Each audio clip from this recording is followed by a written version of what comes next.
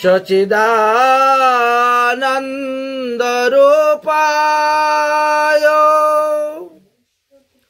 বিশ্ব উৎপত্তাদি হে তবে ওটা নিয়ে আসো তাপত্রয় বিনাশায় শ্রীকৃষ্ণায় বয়ম নমঃ।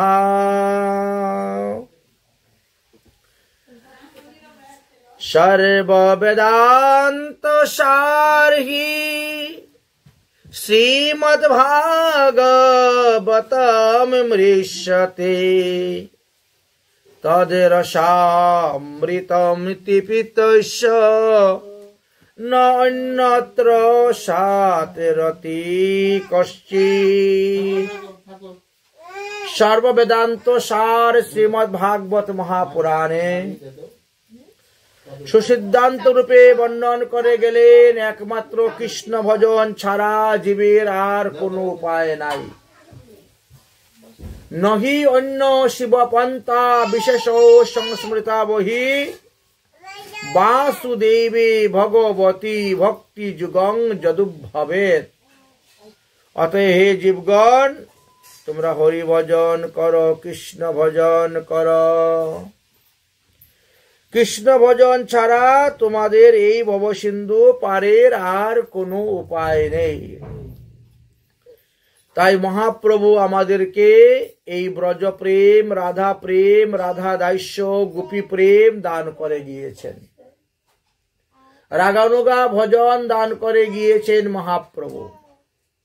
মহাপ্রভু আসার আগে অনেক অনেক মহাত্মাগণ এসেছিলেন, কিন্তু কেউ আমাদেরকে চিত্তশুদ্ধির কথা বলে যান নাই।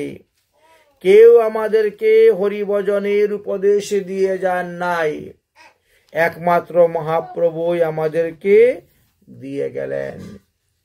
এই জন্য বলছেন অনর্পিত চরিঞ্চিরাত করুণায় অবতীর্ণ কলো। মহাপ্রভু আসার আগে আর কেউ এই জিনিস দিয়ে যায় নাই, কিন্তু মহাপ্রভু এত উদার। ইনি আচার বিচার সূচি অসুচি কোনো কিছু না মানে সবাইকে বললেন যাও তোমরা হরিনাম করো। এই হরিনাম রূপে কৃষ্ণ অবতার।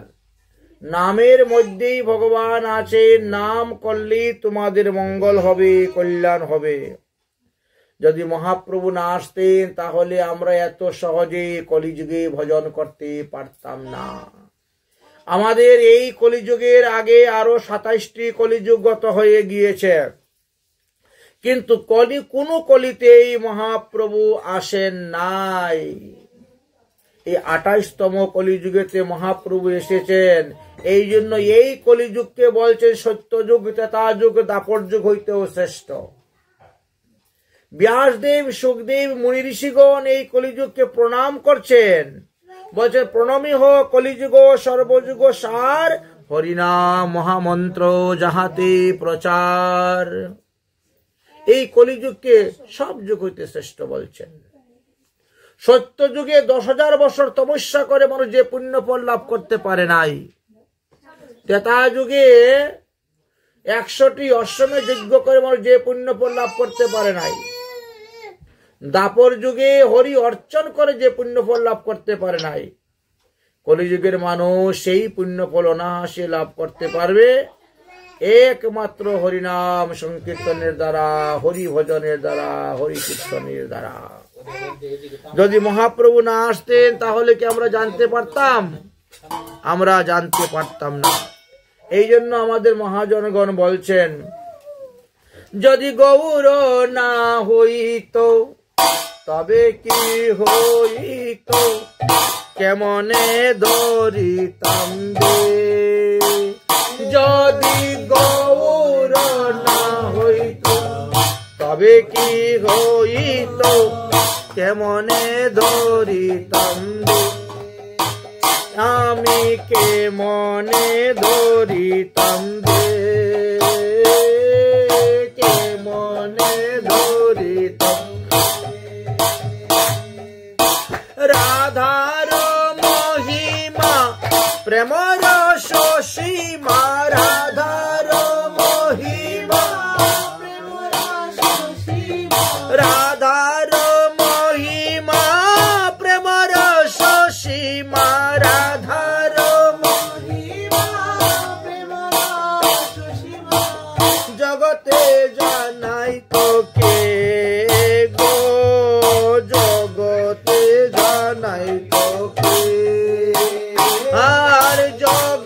জগতে জানাই তো কে গো, জগতে জানাই তো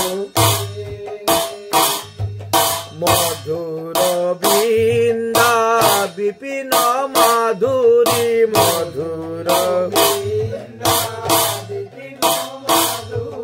প্রবেশ চাতুরী সার, প্রবেশ চাতুরী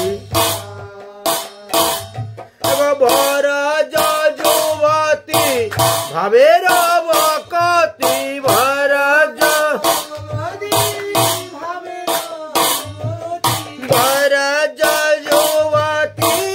ভাবের বকতি, ভর শকতি হইত কার গো, শকতি হইত কার, আর শকতি হইত, শকতি হইত বলে গাও গাও পুন গৌরাঙ্গের গুণ, গাও গাও পুন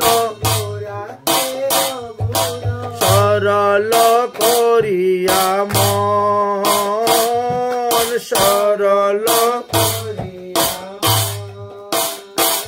ওরে গাহো গাহো পুন গৌরাঙ্গের গুণ, সরল করিয়া মন, গাহো গাহো পুন গৌরাঙ্গের গুণ, সরল করিয়া,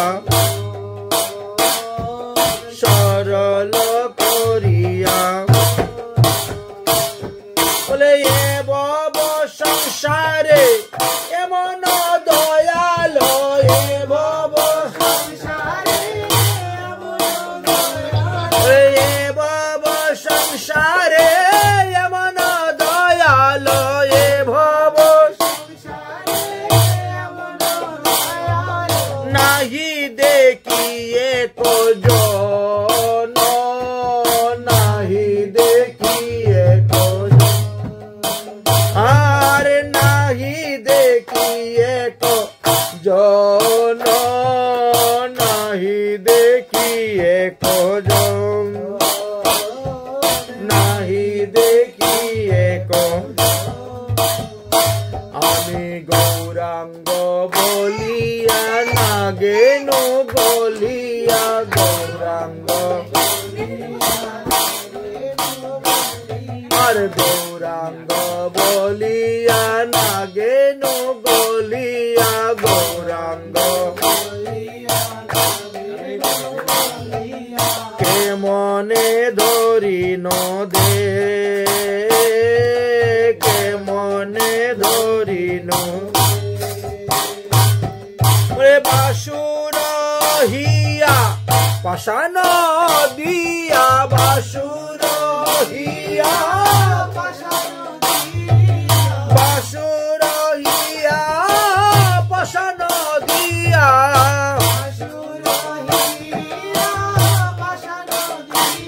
বিধি গড়িয়াছে কে মনে, বিধি কে মনে গড়িয়াছে, বিধি কে মনে গড়িয়াছে। তাই মহাপ্রভুজি না আসতেন তাহলে আমরা এই ব্রজ প্রেম, রাধা প্রেম, রাগানুগা প্রেম কিছুই জানতে পারতাম না। মহাপ্রভু কৃপা করে এসে আমাদেরকে দিয়ে গেলেন যা সত্য যুগে, ত্রেতা যুগে, দাপর যুগের মানুষ পায় নাই। আমরা সেই গোলকের প্রেমধন অমূল্য রতন পেয়েছি, কিন্তু তারপরেও সেই ভজন সাধনে আমাদের মন নেই, আমাদের রুচি নেই, আমাদের কুসংস্কার আমাদের গলায় ফাঁসি দিয়ে আমাদেরকে মায়ার সংসারে ফেলে দিয়েছে। এই মায়ার সংসার থেকে যে কবে উত্তীর্ণ হব, একমাত্র মহাপ্রভুর কৃপা ছাড়া পারা যাবে না। উত্তীর্ণ হতে গীতাতে বললেন না, দৈবী এষাং গুণমহি মম মায়া দূরত্বয়া মাম বহে প্রপদ্যন্তে মায়া মেতাং তরান্তিতে। ভগবানের এই যে মায়া, মায়ার দুটা রূপ, এক হলো যুগমায়া আর এক হলো মহামায়া। যুগমায়ার কাজ হলো ভগবানের সঙ্গে জীবকে সংযুক্ত করে দেওয়া, আর মহামায়ার কাজ হলো জীবকে ভগবান থেকে দূরে সরিয়ে ছেলে মেয়ে স্ত্রী পুত্র আত্মীয় স্বজন বাড়ি গাড়ি এর মধ্যে ডুবিয়ে রাখা। এই দুটি কাজ। তাই ভগবানের কৃপা ছাড়া, ভগবানের ভক্তগণের কৃপা ছাড়া, মহতের কৃপা ছাড়া আমরা কখনো এই মায়াকে জয় করতে পারবো না। মায়াকে যারা জয় করেছেন তাদের চরণ আশ্রয় করে তাদের অনুগত হয়ে যদি ভজন করা যায় তবে এই মায়াকে জয় করা যাবে। এই জন্যই তো সরগোস্বামী, 64 মহান্ত, দ্বাদশ গোপাল, 6 চক্রবর্তী, 8 কবিরাজ তারা মায়াকে জয় করতে পেরেছেন, করে হরি ভজন করতে পেরেছেন। আমরা যদি তাদের অনুগত হয়ে ভজন করি তাহলে অনায়াসই আমরা মায়াকে জয় করতে পারব। তাদের কৃপায় মায়াকে জয় করতে পারবো, মহাপ্রভুর কৃপায় মায়াকে জয় করতে পারবো। তাই মহাপ্রভুর কাছে প্রার্থনা করতে হবে যে মহাপ্রভু আপনি আমাকে দয়া করুন। ভগবানের নাম তো দয়াল হরি, কিন্তু দয়া করবেনি। একটা গান আছে না, यदि नाथ का नाम दया निधि है तो दया भी करेंगे कभी ना कभी। ভগবানের নাম হলো দয়ানিধি, অতএব তুমি তোমার ভজন করে যাও, তিনি কোনদিন না কোনদিন দয়া করবেনই করবেন। यदि नाथ का नाम दयानिधि है तो दया भी करेंगे कभी ना कभी। তাই ভজন করে যাও, ভজন করে যাও, প্রার্থনা করে যাও, প্রার্থনা ভগবানের চরণে প্রার্থনা করে যাও। হে ভগবান, আমি যেন তোমার সাধন করতে পারি, ভজন করতে পারি, তুমি আমাকে কৃপা করো, তুমি আমাকে মায়ার হাত থেকে রক্ষা করো, উদ্ধার করো। মায়া যেন আমাকে ডুবাতে না পারে, মায়া যেন আমাকে স্পর্শ করতে না পারে। দেখেন সুখদেব মুনি, সুখদেব গোস্বামী পাদ মাতৃগর্ভে থেকে তিনি ভজন করছেন। পিতা ব্যাসদেব বলছেন, হে পুত্র, তোমার 12 বৎসর পার হয়ে গেছে, তুমি এবার মাতৃগর্ভ থেকে ভূমিষ্ঠ হও, তোমার মায়ের বড্ড কষ্ট হচ্ছে। বলছে, আপনি কে বলছেন? বলছে, আমি তোমার পিতা ব্যাসদেব বলছি, তুমি মাতৃগর্ভ হইতে ভূমিষ্ঠ হও, তোমার আর ভয় নাই। সেই মহাদেব চলে গেছেন তোমার অপরাধ ক্ষমা করে দিয়ে। মহাদেব আর তোমাকে মারবেন না, তুমি এবার বেরিয়ে আসো, তোমার ভয় নেই। বলছেন, পিতাজি আমি যাব না পৃথিবীতে। কেন? পৃথিবীতে গেলেই যে মায়া আমাকে ধরবে। মায়া, আমি তোমাকে কথা দিলাম যাও, মায়া তোমাকে ধরবে না। তোমাকে আশীর্বাদ দিলাম, বর দিলাম, তোমাকে মায়া ধরবে না। সুখদেব বলছেন, পিতাজি আপনার বাক্যে আমার বিশ্বাস হয় না, আমার বাক্যে বিশ্বাস হয় না। আরে আমি ভগবানের অংশ অবতার, স্বয়ং ভগবান শ্রীকৃষ্ণের 17তম অবতার আমি, আর আমার বাক্যে তোমার বিশ্বাস হয় না? বলে না। কেন হয় না? বলে তুমি তো নিজেই মায়ার মধ্যে পড়ে আছো। যে ব্যক্তি মায়ার মধ্যে ডুবে থাকে থেকে আশীর্বাদ দেয় আরেকজনকে, যাও তোমাকে মায়া ধরবে না, সেটা বিশ্বাস করা যায়? কখনো যায় না। তখন ব্যাসদেব বলছেন, তুমি কেমন করে বুঝলে আমি মায়ার মধ্যে আছি? তুমি মাতৃগর্ভে থেকে তুমি বুঝলে কেমন করে যে আমি মায়ার মধ্যে পড়ে আছি? তখন বলছেন, কেন? আমি তোমার পিতা, তুমি আমার পুত্র, তুমি ভূমিষ্ঠ হও, নাহলে তোমার মায়ের কষ্ট হচ্ছে। এটাই তো মায়ার কথা, এটাই তো মায়ার কথা। মালাটা নিয়ে আসো, এটা মায়ার কথা নয়? এই হলো সেই মায়ার কথা। অতএব মায়া আমাকে ধরবে যদি আমি তোমার কথা মতো ভূমিষ্ঠ হই, তাহলে মায়া আমাকে ধরবে। তখন বলছেন, তাহলে তুমি কার কথায় ভূমিষ্ঠ হবে? বলে মায়াধীশ ভগবান শ্রীকৃষ্ণ। মায়াধীশ ভগবান শ্রীকৃষ্ণ যদি, ঠিক আছে এটি হয়ে যাবে, মায়াধীশ ভগবান শ্রীকৃষ্ণ যদি আমাকে বলেন তাহলেই আমি ভূমিষ্ঠ হইব। বাহ, তখন দেখো দ্বারকায় গেলেন, দ্বারকায় গিয়ে বললেন, বলার পরে ভগবান শ্রীকৃষ্ণ আসলেন। এটা বেরোচ্ছে না, এখান থেকে কেচি নেও না, কেচি নাই তোমাদের ঘরে?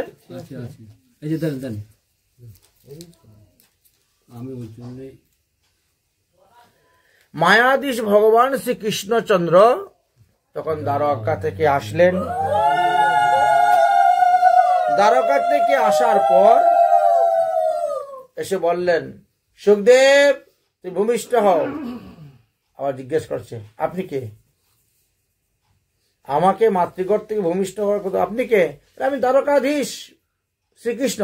ও ভগবান, প্রভু আপনি এসেছেন, দাঁড়ান দাঁড়ান দাঁড়ান, আমি এখন নিয়ে আসছি, দাঁড়ান।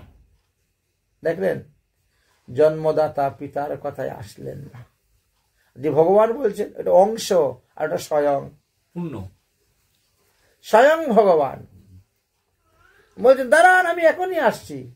সঙ্গে সঙ্গে মাতৃগর্ভ থেকে ভূমিষ্ঠ হয়ে গেলেন। হয়েই ভগবান শ্রীকৃষ্ণকে প্রণাম করলেন, পিতাকে প্রণাম করলেন, মাতাকে প্রণাম করলেন, সোজা বনে তপস্যায় চলে গেলেন। মায়া ধরতে পারে নাই।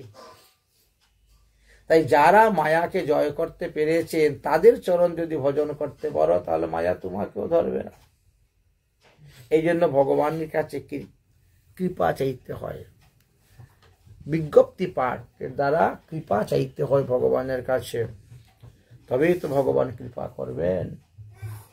বাচ্চা না কাঁদলে তো মা দুধ খাওয়ায় না, ঠিক তেমনি ভাবে ভগবানের চরণও চাইতে হয়, কাঁদতে হয়। কিভাবে চাইবেন? গৌরাঙ্গ তুমি মোরে দয়া না চারি, ও গৌরাঙ্গ তুমি মোরে দয়া না চারি, ও আপন করিয়া রাঙ্গা চরণে রাখি, ও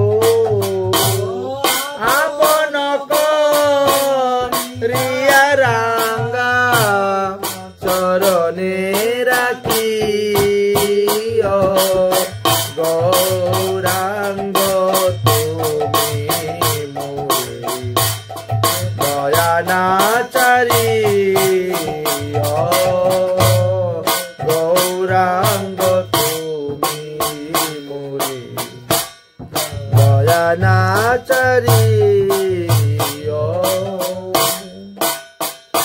ভগবান বলছেন আমি যে তোমাকে দয়া করব, তুমি তো আমার প্রতি এক পাও যদি অগ্রসর হও আমি 1000 পা নেমে আসবো তোমাকে ধরে নেওয়ার জন্য। তুমি তো অগ্রসর হও এক পা সংসার থেকে, সংসার রূপী সমুদ্র থেকে বেরো, এক পা অগ্রসর হও, আমি 1000 পা নামবো। তুমি 2 পা হলে 2000 পা। তাহলে তোমাকে কি করতে হবে? তোমাকেও বিষয়ের প্রতি লালসা কমাতে হবে, মোহ কমাতে হবে, আসক্তি কমাতে হবে, আর ভগবানের প্রতি আসক্তি বাড়াতে হবে। কারণ যাহার সঙ্গে যাবে না অনিত্য বস্তু তাকে নিয়ে পড়ে থাকলে তো হবে না। এতদিন বুঝো নাই, পড়েছিলে, এখন বুঝেছ, এখন ত্যাগ করো। হ্যাঁ প্রভু আমি ত্যাগ করেছি। কি ত্যাগ করেছ? তোমার চরণ লাগি সবই ত্যাগিনু, তোমার চরণ লাগি সবই ত্যাগিনু। কেন আমি সবকিছু ত্যাগ করেছি? কারণ এই সমস্ত কিছুর মধ্যেই জ্বালা যন্ত্রণা, কিতাব জ্বালা। আশা, আশা হি পরম দুঃখ, নিরাশা পরম সুখ। যে বিষয়ের প্রতি আশা করি, সুখের আশা করতে গিয়ে দুঃখের আকার দাঁড়িয়ে থাকে। এই জন্য সমস্ত কামনা বাসনা ত্যাগ করে দিয়েছি আর তোমার চরণে শরণাপন্ন নিয়েছি। কেন? তোমার চরণ কুটি চন্দ্র সুশীতল। ভগবানের চরণ শীতল, ওখানে তাপ নাই, ওখানে গরম অনুভব হয় না। তোমার চরণ লাগি সবই ত্যাগিনু, তোমার চরণ লাগি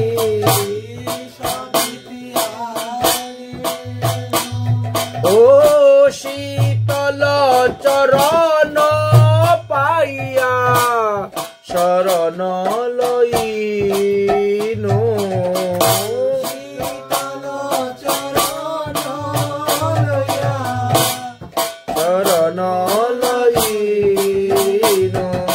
গৌরাঙ্গ তুমি মোরে দয়ানাচারী,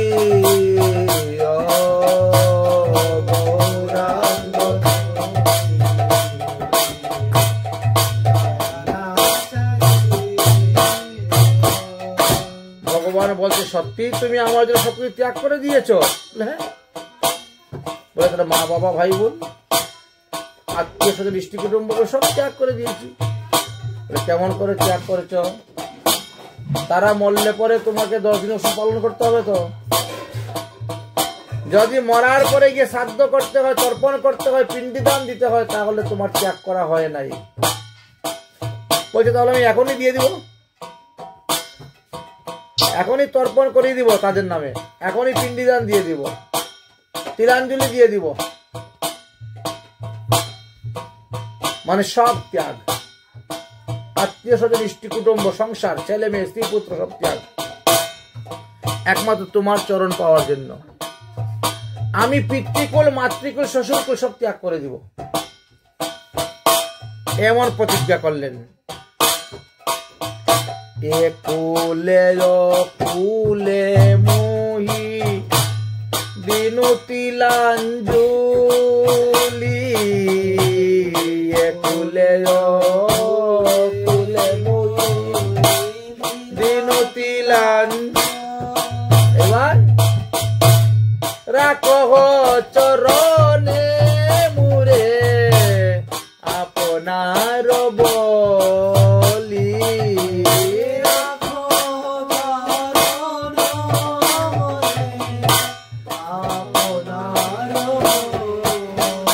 যদি ভক্ত আর ভগবানের মধ্যে ঝগড়া লাগে, সে বাক্য বাগদণ্ডই হোক আর যাই হোক, ভগবান হেরে যান ভক্তের কাছে। তোমার চরণে পাওয়ার জন্য আমি সব ত্যাগ করে দিব, সব তিলাঞ্জলি দিয়ে দিলাম, জলাঞ্জলি দিয়ে দিলাম। তবে তো তুমি তোমার চরণে রাখবে? হ্যাঁ, তাহলে আমি রাখতে পারি আমার চরণে। তোমার চরণ লাগি সবই ত্যাগিনু, তোমার চরণ লাগি সবই ত্যাগি। রাখহ চরণে মুরে আপনার বলি, রাখহ চরণ মুরে আপনার বলি। গৌরাঙ্গ তুমি মোরে দয়ানাচারী, ও গৌরাঙ্গ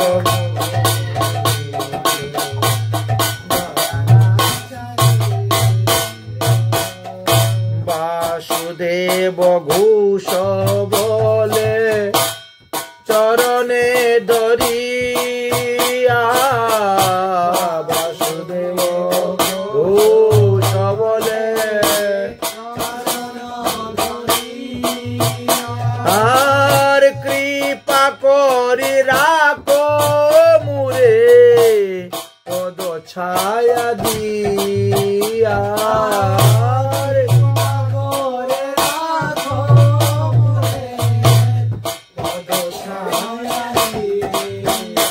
আয় কৃপা করি রাখো মুরে পদ ছায়া দিয়া কৃপা করি রাখো মুরে পদ ছায়া গৌরাঙ্গ তুমি মোরে দয়ানাচারী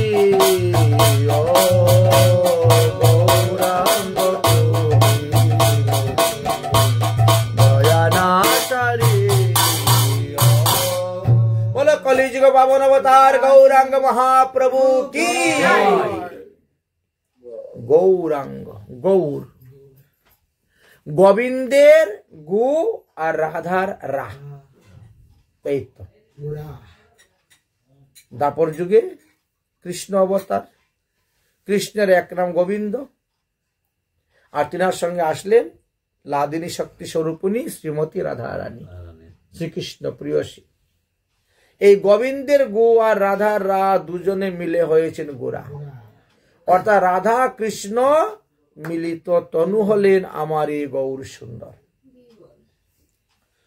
চৈতন্য চরিতামৃত গ্রন্থে কৃষ্ণদাস কবিরাজ গোস্বামী পাদ লিখেছেন রাধা কৃষ্ণ এক আত্মা দুই দেহ ধরি অনন্যে বিলায়ন রস আস্বাদন করি সেই দুই এক এবে চৈতন্য গোসাই লীলারস আস্বাদিতে হলেন এক ঠাই।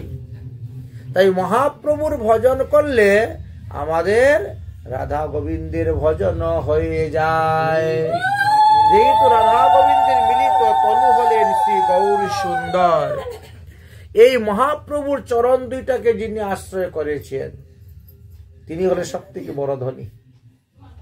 তাকে সবথেকে বড় ধনী হয়েছে কারণ ওই ধনটা সঙ্গে যাবে তো, এই জন্য বলা হয়েছে যারা কৃষ্ণ ধনে ধনী, যারা রাধা ধনে ধনী, যারা গৌর ধনে ধনী তারা সবথেকে বড় ধনী। বুঝেছেন?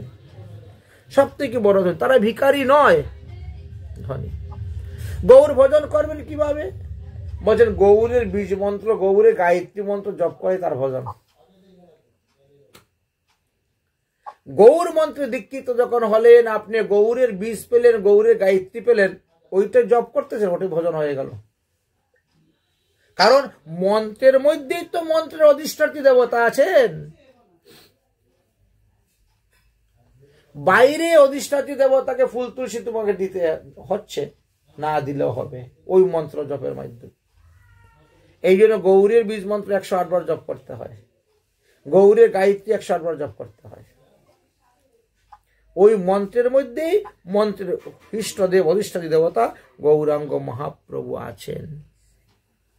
নরোত্তম দাস ঠাকুর মহাশয় বলছেন এই কলিযুগে যারা গৌরাঙ্গ মহাপ্রভুর চরণাশ্রয় করে ভজন করছে তাহে মই যাহি বলি হারি, তারাই সুবুদ্ধিমান। আর এটা ভাগবতের সিদ্ধান্ত। ভাগবতেও এই সিদ্ধান্তই বলে গেছেন। ভাগবতের একাদশ স্কন্ধের 32 অধ্যায় 5 অধ্যায় 32 নম্বর শ্লোকে বলে গেছে, কি বলছেন? কৃষ্ণ বর্ণ তৃষা ও কৃষ্ণ সাঙ্গ উপাঙ্গ অস্র পার্ষদম যজ্ঞে সংকীর্তন প্রায় যজন্তি হি সুমেধোষা। এই কলিযুগে তারাই বুদ্ধিমান মানুষ যারা মহাপ্রভুর ভজন করতেছেন, যারা মহাপ্রভুর মত মহাপ্রভুর পথ মেনে চলতেছেন, তারাই হলো বুদ্ধিমান। যারা গৌর ভক্তগণের সঙ্গ করে যাচ্ছেন তারা হলেন বুদ্ধিমান। আর সেই কথাটাই নরোত্তম দাস ঠাকুর মহাশয় আর একটু পুষ্ট করে বললেন। তিনি আমাদেরকে সোজা সরল বাংলা ভাষায় বুঝাইলেন, দিলে ভাই দেখো আমরা কলিযুগে জন্মগ্রহণ করেছি, আমাদের কলিযুগের যুগ অবতার হলেন গৌরাঙ্গ মহাপ্রভু। যদি তার ভজন আমরা না করি তাহলে আমরা উদ্ধার হব কেমন করে? অতএব কিভাবে ভজন করবেন? মানে তার চরণ দুইটাকে আশ্রয় করো। তার চরণ যারা আশ্রয় করেছে তাদেরকে তুমি আশ্রয় করো। আশ্রয় করিয়া ভজে তারে কৃষ্ণ নাহি তেজে, আর সব মরে অকারণ। তাই গৌর ভক্তের চরণাশ্রয় করে তাদের কাছ থেকে দীক্ষা মন্ত্র গ্রহণ করে তুমি গৌর উপাসনা করো, গৌর ভজন করো। কারণ এই যে সম্পদ, এই সম্পদ থেকে বড় সম্পদ আর নাই। দেখালেন গৌরাঙ্গ মহাপ্রভুর চরণ দুটো কিভাবে সম্পদ। বলছেন আমার গৌরাঙ্গের দুটি পদ যার ধন সম্পদ, গৌরাঙ্গের দুটি পদ, গৌরাঙ্গের দুটি পদ যার ধন সম্পদ, সে জন ভকতির সার, সে জানে ভকতির ভক্তিরসের সার হলো গৌর ভজন। যিনি গৌরাঙ্গ মহাপ্রভু ভজন করতেছেন তিনি সমস্ত ভক্তিরসের সার সিদ্ধান্ত জেনে নিয়েছেন। যিনি গৌরাঙ্গ মহাপ্রভু চরণ ভজন করেন তাকে কি বলছেন? সে জানে ভক্তির সার, সে জানে। হোক না সে মূর্খ, বেদ অধ্যয়ন করে নাই, লেখাপড়া করে নাই, তাতে কি হয়েছে? চারি বেদ সরদর্শন যে করিয়াছে অধ্যয়ন, সে যদি গৌরাঙ্গ নাহি ভজে, বেদ পড়তেছে, বেদান্ত পড়ছে, সরদর্শন পড়েছে, অথচ গৌর ভজন করে না। বলছেন ধিক তার অধ্যয়ন। এই লেখাপড়ার কোনো দাম নেই। ধিক তার অধ্যয়ন, লুচন বিহীন জন, দর্পণে কিবা তার কাজে। যার চোখ নাই তার সামনে আয়না রাখে দিলে কি লাভ হবে? কোনো লাভ হবে না। ঠিক তেমনি ভাবে যে চারি বেদ সরদর্শন পড়িয়ে গৌরাঙ্গ মহাপ্রভু ভজন করে নাই, তারই পড়ার কোনো লাভ নেই, কোনো দাম নেই। গৌরাঙ্গের দুটি পদ যার ধন সম্পদ, সে জানে ভকতির সার, গৌরাঙ্গের মধুর লীলা যার কর্ণে প্রবেশিলা, হৃদয় নির্মল ভেল তার। যে গৌরাঙ্গের নাম লয় তার হয় প্রেমোদয়, তারে মুই যাহি বলিহারি, তাহে মুই যাহি বলি। গৌরাঙ্গ গুণেতে জুড়ে নিত্য লীলা তার স্ফুরে, গৌরাঙ্গ গুণেতে জুড়ে সে জন ভকতির অধিকারী।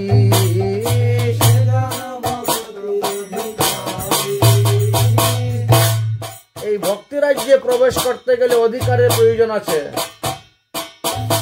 তাই না? ভক্তি রাজ্যে প্রবেশের অধিকার কার? এই কথা চৈতন্য চরিতামৃত গ্রন্থেতে বলছেন। শ্রদ্ধাবান জন হয় ভক্তির অধিকারী, উত্তম মধ্যম কনিষ্ঠ তার শ্রদ্ধা অনুসারী। তাহলে সবার অধিকার নাই, কিন্তু গৌরাঙ্গ মহাপ্রভুর চরণ যিনি ভজন করছেন তিনি ভক্তির অধিকার লাভ করতে পারছেন। গৌরাঙ্গের সঙ্গী গণ নিত্য সিদ্ধ করি মান, গৌরাঙ্গের সঙ্গী গণ নিত্য সিদ্ধ করি মান। সে যায় ব্রজেন্দ্র সুত পা, সে যায় ব্রজেন্দ্র সুত। আর গৌর মন্ডল ভূমি যে বাজানে চিন্তামণি, গৌর মন্ডল ভূমি তার হইবে ব্রজ ভূমে বাস, তার হইবে গৌর প্রেম রসার নবে শ্বেত রঙ্গে যেবা ডুবে গৌর প্রেম রসার নবে শ্বেত রঙ্গে যেবা ডুবে সে রাধা মাধব অন্তরঙ্গ সে রাধা সে রাধা মাধব অন্তরঙ্গ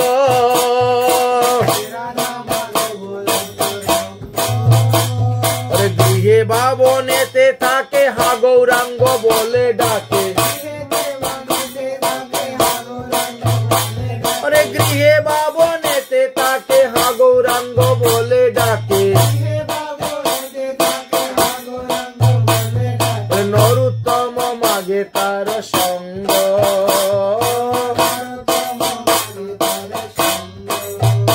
আর নরোত্তম মাগে তার সঙ্গ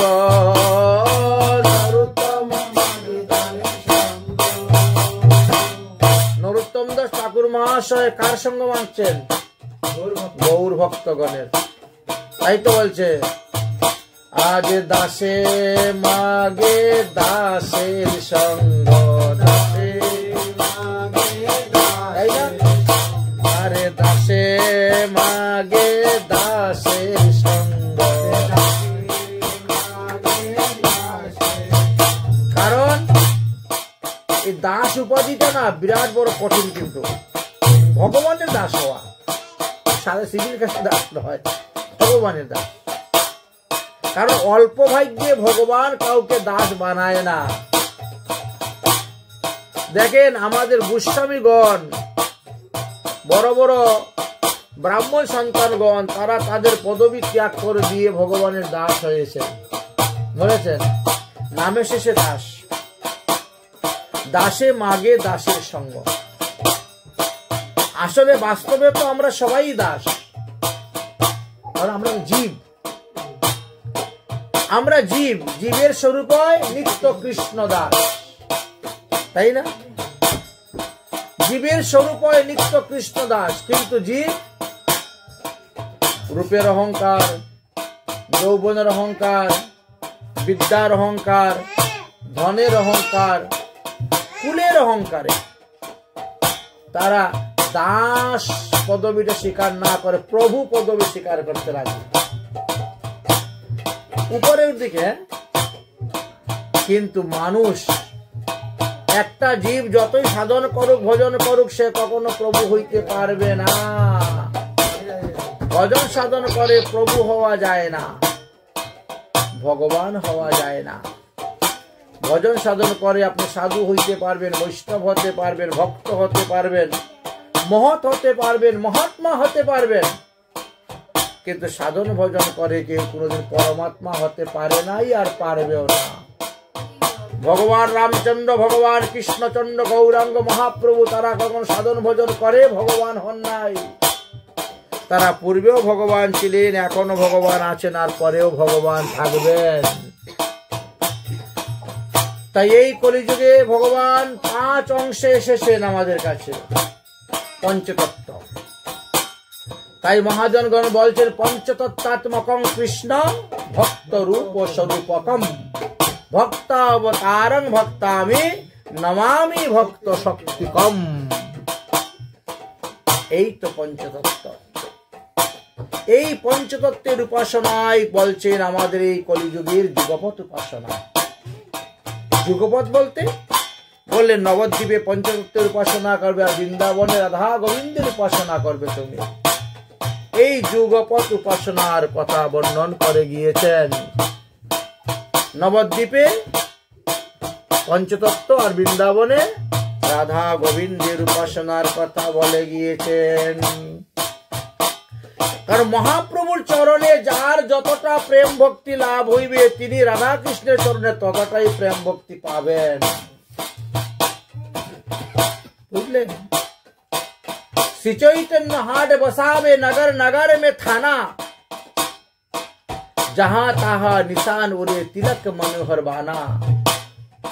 नाचे कूदे ताल बजावे सदा हरि गुण गावे, और श्री चैतन्य से प्रीति नहीं तो प्रेम कहाँ से पावे।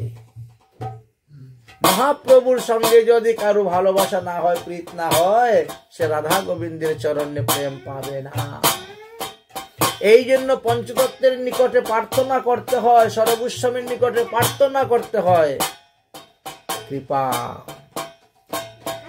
শ্রীকৃষ্ণ চৈতন্য প্রভু দয়া কর মোরে, শ্রীকৃষ্ণ চৈতন্য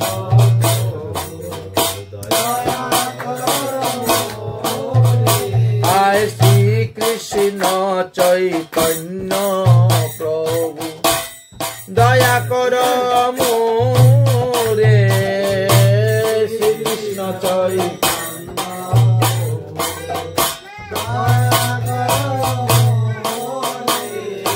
তোমা বিনা কে দয়ালো জগত সংসারে,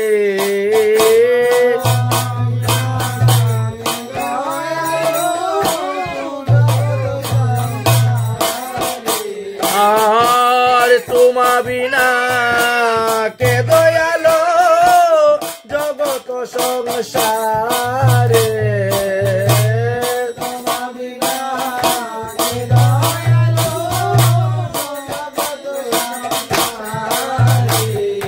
শ্রীকৃষ্ণ চৈতন্য প্রভু দয়া কর মোরে,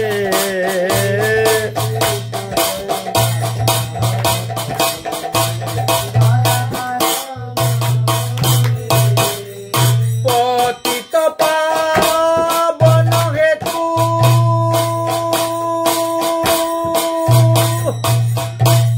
তব অবতার, পতিত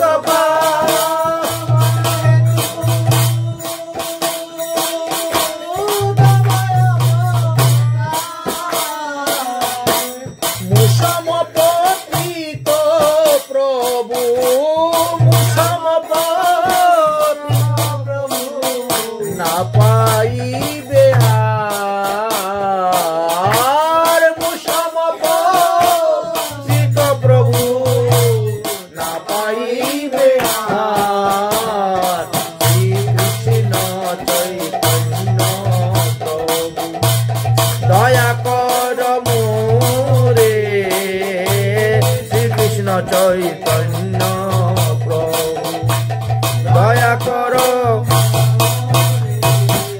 আহা প্রভু নিত্যানন্দ প্রেমানন্দ সুখী, আহা প্রভু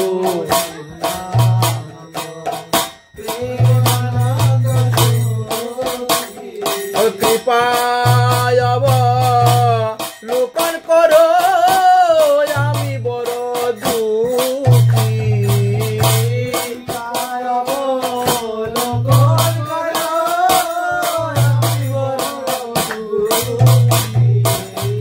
দয়া করো সীতাপতি এই অদ্বৈত গোসাই, দয়া করো সীতাপতি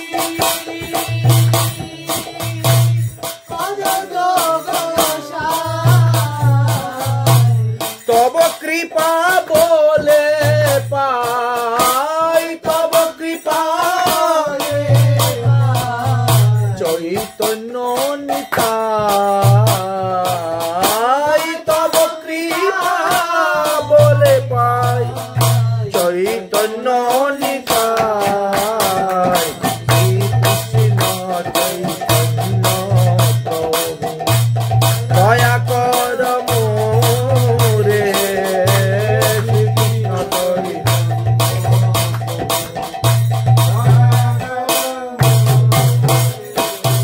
আহা স্বরূপ সুনাতন রূপ রঘুনাথ, স্বরূপ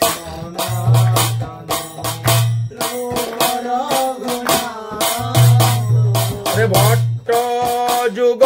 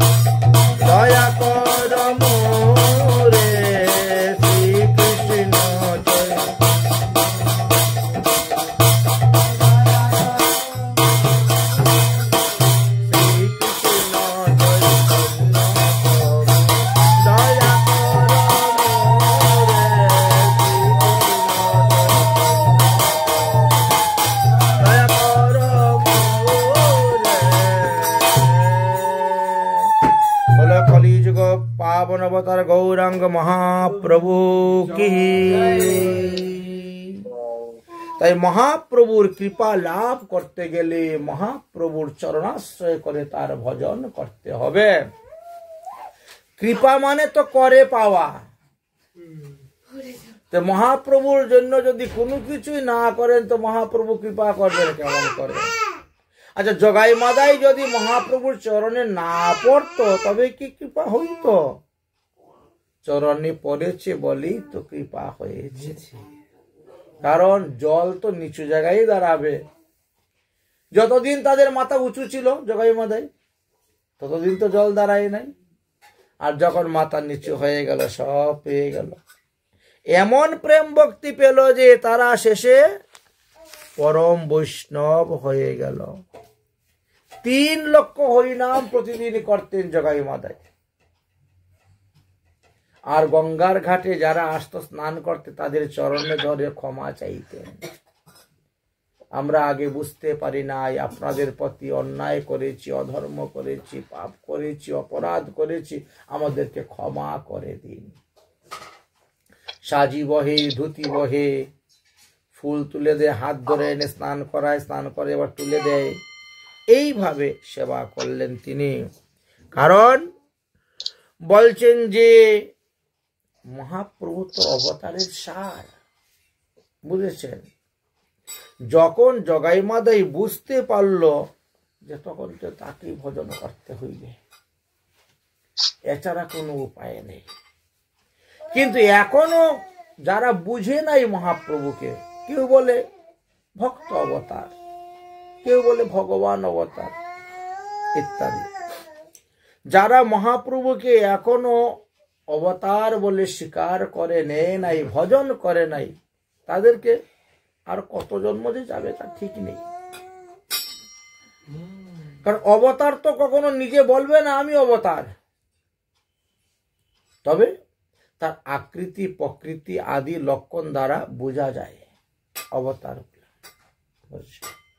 অনেকে দাবি করেন যে ভাগবতে ভগবানের 24টি অবতার দেওয়া আছে, বুদ্ধদেবের নাম দেওয়া আছে, কল্কির নাম দেওয়া আছে, অথচ মহাপ্রভুর নাম সেখানে নাই। মহাপ্রভু যদি অবতারই হতেন ভগবানের, তাহলে তো ভাগবতের নাম থাকতো 24টা অবতার মুখ্য মুখ্য। তখন আমাদের মহাজনগণ বললেন, গোস্বামীগণ বললেন, দেখুন ব্যাসদেব ওখানে লিখেছেন যে আমি অবতারের কথা লিখব, কিন্তু মহাপ্রভু তো অবতার নন, তিনি অবতারী। পার্থক্যটা ওই জায়গাতে।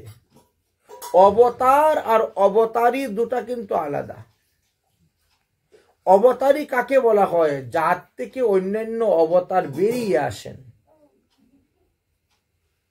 তাকে বলা হয় অবতারী। তো মহাপ্রভু তো অবতারী, তো এই জন্য মহাপ্রভুর নাম 24 অবতারের মধ্যে নাই। কিন্তু শেষে তো মহাপ্রভুর অবতারের কথা বলে গেছেন। ভাগবতে 2টা স্থানে আছে।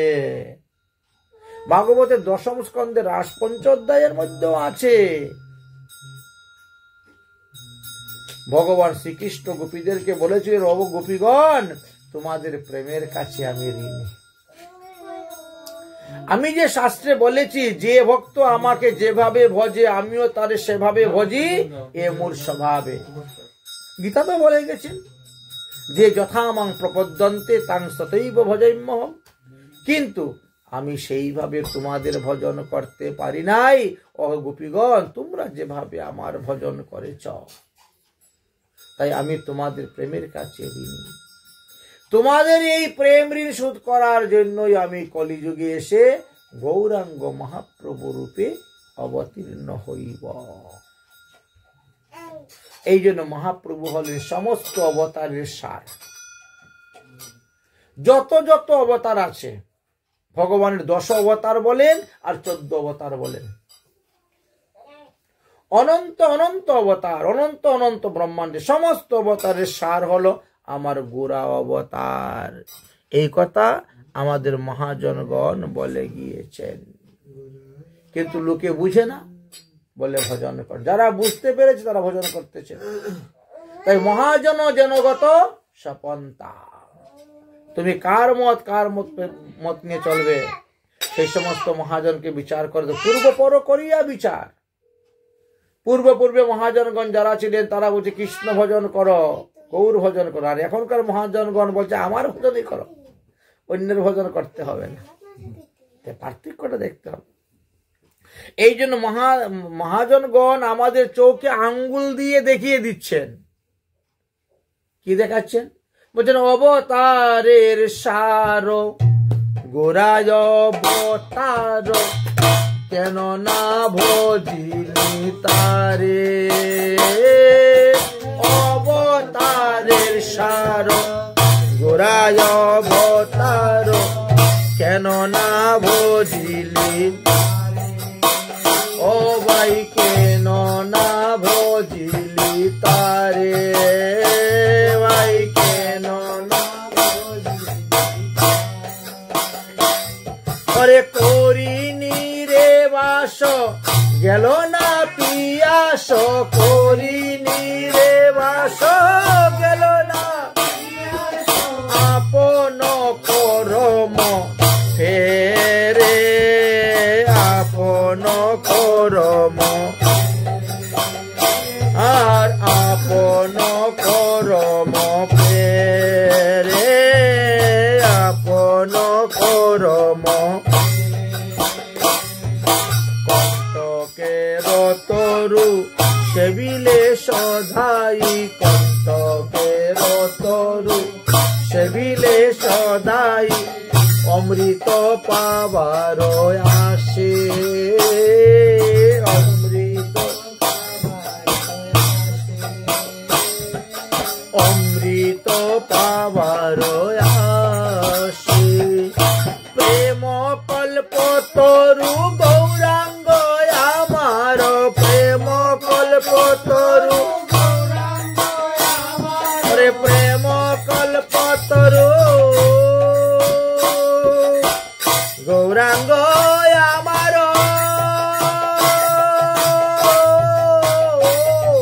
প্রেম কল্প তরু গৌরাঙ্গ আমার, প্রেম তাহারে ভাবিলে বিষে, তাহারে ভাবিলে, তাহারে ভাবিলে সৌরভের আসে পলাশ শুঙ্গিলি, সৌরভের তোর নাশাতে পশিল নাশা। ও ভাই কুদণ্ড ভাবি কাষ্ট চুষিলে, কুদণ্ড ভাবি কেমনে লাগিবে মিট, কেমনে লাগিবে মিট, আর কেমনে লাগিবে মিট। হার বলিয়া গলায় পড়িলি, হার বলিয়া গলায় পড়িলি, সমন কিঙ্কর সাব, সমন কিঙ্কর। ভাই শীতল বলিয়া আগুন পুয়ালি, শীতল বলিয়া আগুন পুয়ালি, পাহিলি বড় যে তাপ, পাহিলি বড় যে, আর পাহিলি বড় যে তাপ। সংসার ভজিলে গৌরাঙ্গ ভুলিলে, সংসার ভজিলে গৌরাঙ্গ ভুলিলে, সংসার ভজিলে গৌরাঙ্গ ভুলিলে, সংসার ভজিলে গৌরাঙ্গ ভুলিলে। না শুনলে সাধুর কথা, না শুনলে সাধুর কথা, আর না শুনলে সাধুর কথা,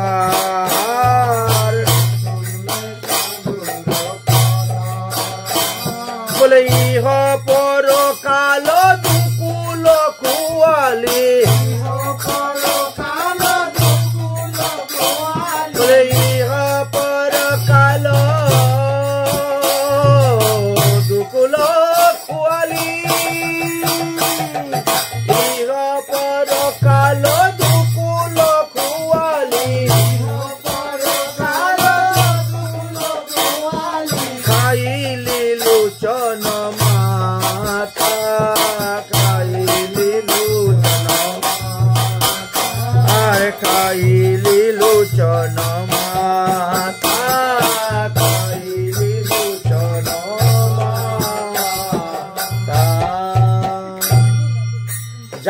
হবে না গানেতে জ্ঞান, তার হয় না 18 পুরাণেও জ্ঞান।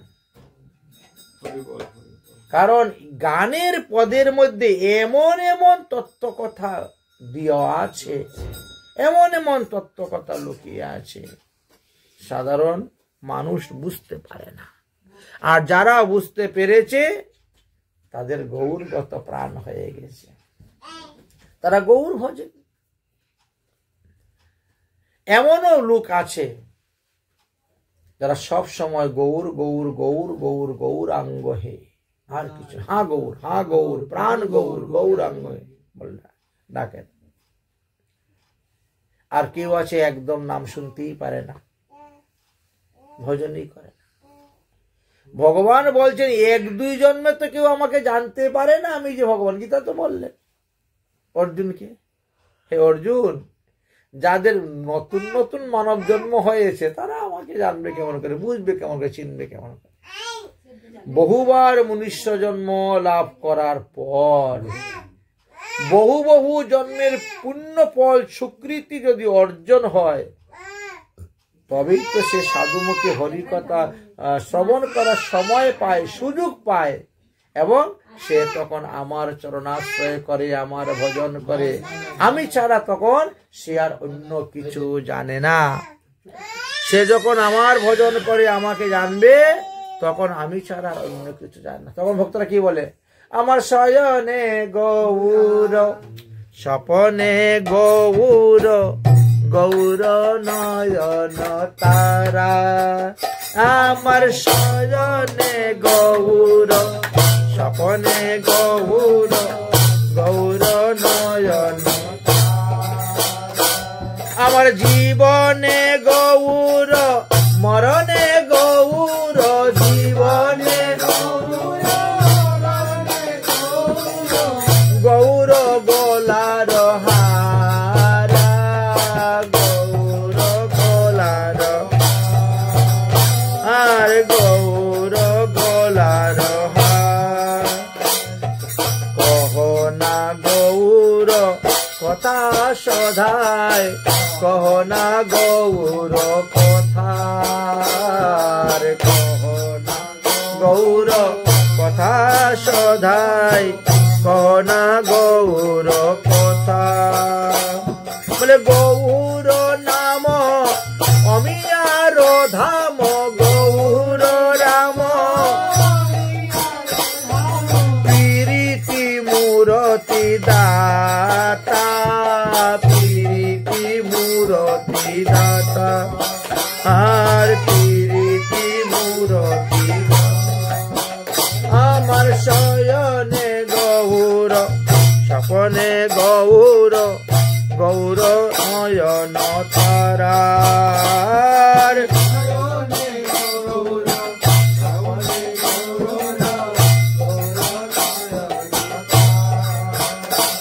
আমার জীবনে গৌর, মরণে গৌর,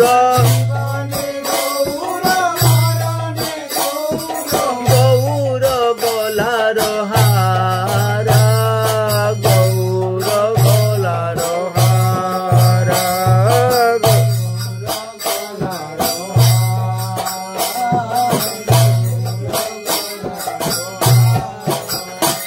আমি গৌর বিহনে না বাজব পরাণে, গৌর বিহনে না বাঁচি, গৌর করিলাম সার, আমি গৌর করিলাম সার। আরে গৌর বলিতে জনম যাহুক, কিছু না চাহিবে আর, আমি কিছু না চাহিতে,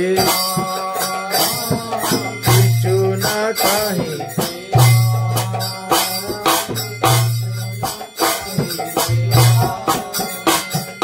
গৌর বকটি গৌর মুকটি, গৌর গৌর বেদের সার, গৌর। আরে গৌর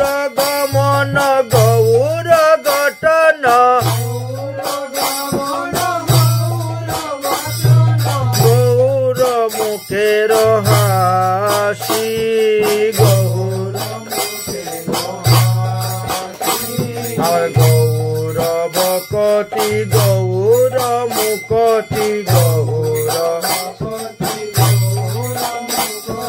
গৌর বেদর সার গৌর ভাই গৌর সাধ গৌর ভোজ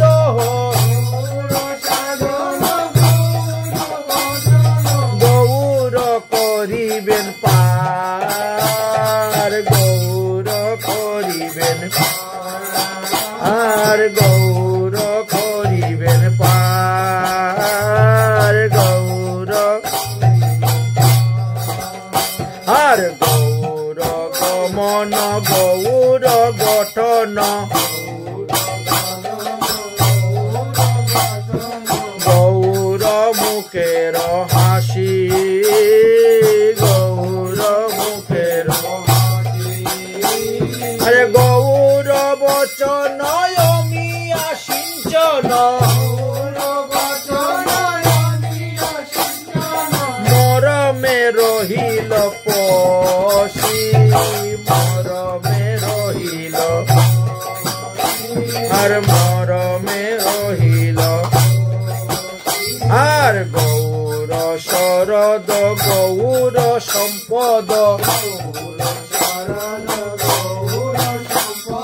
যাহার হৃদয়ে জাগে যাহার হৃদয়ে বলে দাসন হরি অনুগত তারি চরণে শরণ মাগে চরণে শরণ আর চরণে শরণ মাগে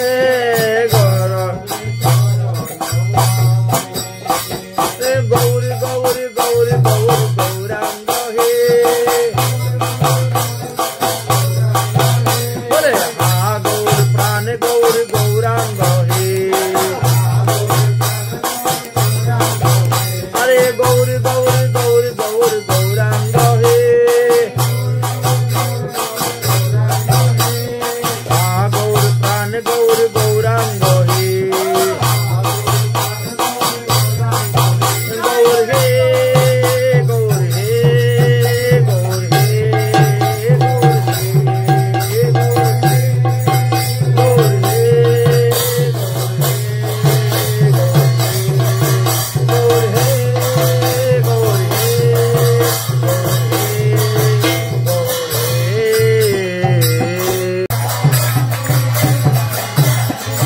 জয় রাধে জয় রাধে জয় রাধে জয় রাধে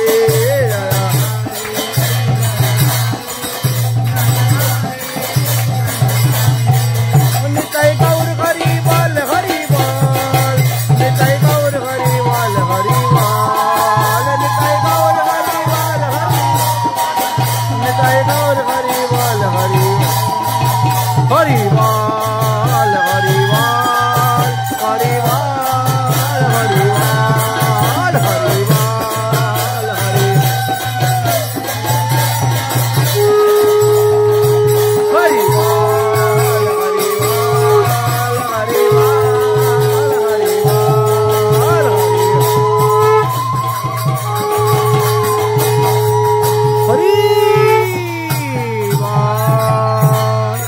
बोलो श्रीमद् भागवत कथा की भुवन मंगल हरिनाम संकीर्तन की फूल करताल की गवैया बजैया की रसोईया पुजारी की कुटारी भंडारी की दाता भक्ता की आज के आनंद की आपन अपन गुरुदेव की आपन अपन इष्टदेव की जय जय श्री राधे भक्तवृंदगण जय जय श्री राधे সমস্যা বানানো হয়েছে সিঙ্গারা প্রসাদ সমস্যা খাবেন সবাই এই তো এখন শুরু হয়ে যাবে সিঙ্গারা পরিবেশন করা যাদের সিঙ্গারা খাওয়ার ইচ্ছা চলে আসুন রাধে রাধে পাঠ কীর্তন হয়ে গেছে এবার আপনাদেরকে সিঙ্গারা বিতরণ করা হবে সিঙ্গারা পানের সমস্যা শীতের সময় গরম গরম চাটনি আর সমস্যা খাবেন সিঙ্গারা প্রসাদ চলে আসুন ভক্তগণ।